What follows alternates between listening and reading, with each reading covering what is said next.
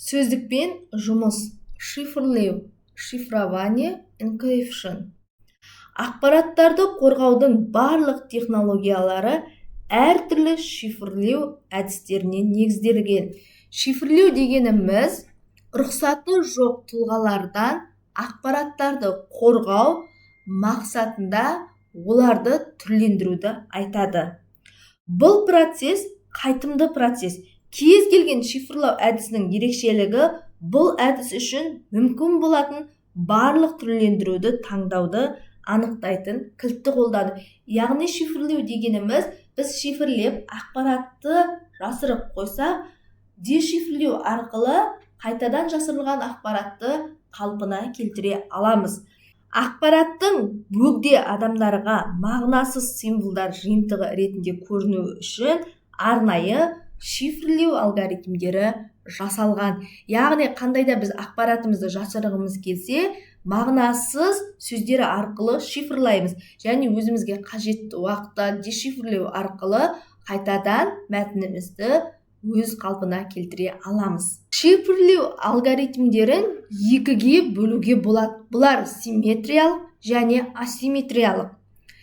Симметриялық алгоритмдерде шифрлеу үшін және шифрды шешу үшін де бір кілт пайдаланылады. Яғни шифрлау үшін де, шифрдан қайтадан шешу үшін де бізге бір кілт жеткілікті. Симметриялық алгоритмдердің мысалдарына тоқталайық. Бірінші DES Data Encryption стандарт. IBM фирмасы құрастырған және 1977 жылы ресми стандарт ретінде бекітілген болып табылады. Екінші AES Advanced Data Encryption стандарт. Шифрлеу стандарты ретінде қабылданған блоктық шифрлеу алгоритмі. Бұл алгоритмдердің кемшілігі, егер зиянкестер шифрлеу алгоритмін ұрлай алса, онда олар шифрден шешілген ақпараттарды да ұрлай алады.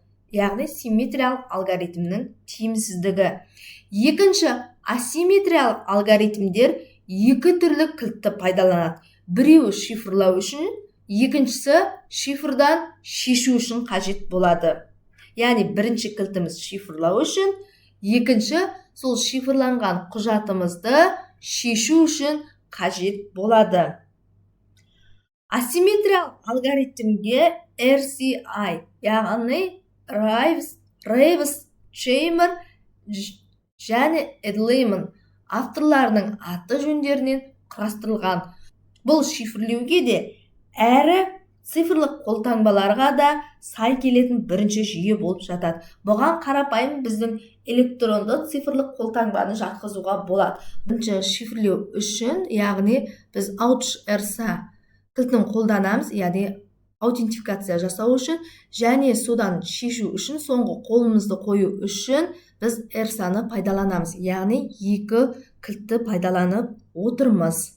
Деректерді шифрлеудің негізгі артықшылықтары бұл іскерлік қызметінде үнемі пайдаланылатын құпия ақпараттың сенімді түрде қорғалуы, деректерге, корпоративтік почтаға және басқа ақпаратқа рұқсатсыз кіруден қорғау, құпия ақпаратты қарауға сенімді тұлғаға ғана рұқсат беру, деректерге кіруді шұғыл түрде бұғаттау.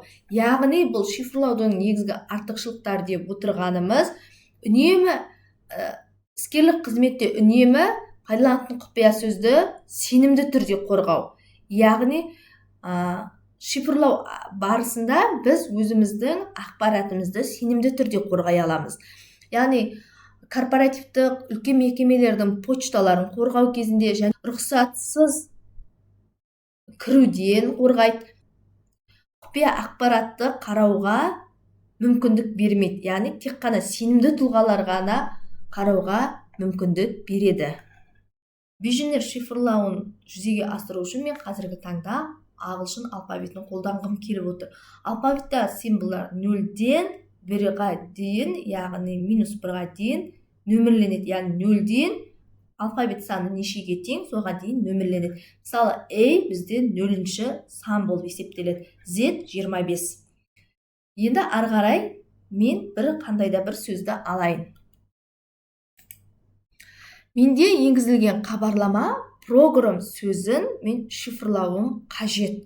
Ол үшін бірінші пи деген әріпті манағы алфавит бойынша нешінші санда тұр, соны тауып аламыз. Міне 15-ші санда тұр.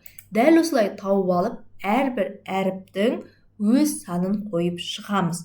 Одан кейін шифрлау үшін маған кілттік сөз қажет болады. Мен док деген кілттік сөзді алып тұрмын. Менде 7 әріптен тұрады программ сөз. Сондықтан док деген сөзді мен 2 рет жазғанда 6 әріп, және де әріпін тағы алу арқылы мен 7 әріпті қойып шықтым. Осылай қойып шыққаннан кейін енді де әріпін қайтадан санмен орналастыратым. де әріпі 3 деген санда тұр. Сондықтан барлық әріптерді осылай жаңа программ сөзі сияқты орналастырып аламын сандар. Әріптердің сәйкес сандарын орналастырып алам. Енді модуль бойынша қосындысын табатын болам. Ол үшін 15-ті 3-ке қосқанда 18 шығады. Модуль бойынша қосындысын нешін тауып жатырмын? Себебі мына программ сөзін мен шифрлауым қажет. Қазір мына сандардан шыққан сандардан орнына әріптерді орналастыру арқылы мен программ сөзін шифрлайтын болам. Енді қараймыз. 15-ті 3-ке қосам 18, 17-ні 14-ке қосқанда 31 шығады. Мен 31-ді жаза алмаймын. Себебі менде алфавитте бар жоғы 26 әріп. Яғни менде 31-ші әріп жоқ. Сондықтан 31-ден 26-ны алам. Яғни алфавит аға әріп сәнін алам. 31-ден 26-ны алғанда 5 болады. Түсінікті деп ойлаймын. 14-ке 6-ны қосам 20, 6-ны 3-ке қосам 9. Дәл осылай есептеп шығамыз. Есептеп шыққаннан кейін келесі бізде манағы көргендерімізде 18, 5, 29 дәл солын жазып қойып, енді 18-ші әріпте менде тұр S. Міне S-ті қоям. Дәл осылай әрбір санға өз әрпін орналастырған кезде менің программ деген сөзімнің криптограммасы SFUGFGP болып шықты. Яғни маған түсініксіз сөз.